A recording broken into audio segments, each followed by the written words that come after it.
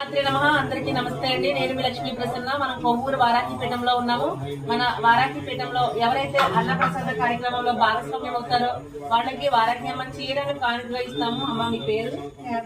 Revathi and Srinivasarao గారు మన వారాహిపీఠంలో అన్నప్రసాద కార్యక్రమంలో భాగస్వామ్యం అయ్యారు.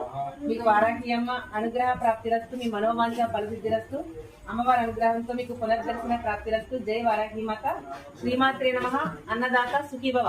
అయితే మన వారాహి పీఠంలో అన్నప్రసాదం పెట్టడానికి ఒక ముఖ్యమైన కారణం ఉంది. వీళ్ళు అనుకున్న కోరిక నెరవేరిందంటే అమ్మవారిని మొక్కుకున్న తర్వాత అది కూడా ఇన్స్టాగ్రామ్ లో చూసి, అంతేనమ్మా? ఎంత చెప్పగలరా? లేదా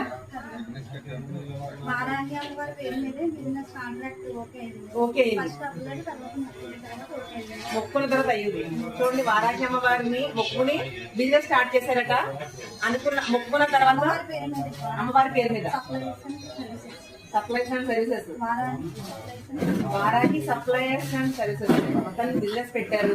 బాగా సక్సెస్ అయిందంట అమ్మవారి దయ వలన. మీకు ఇలాగే అమ్మవారి అనుగ్రహంతో మంచిగా ఇంకా సక్సెస్ రావాలని మనస్ఫూర్తిగా కోరుకుంటూ జై వారాహి మాత.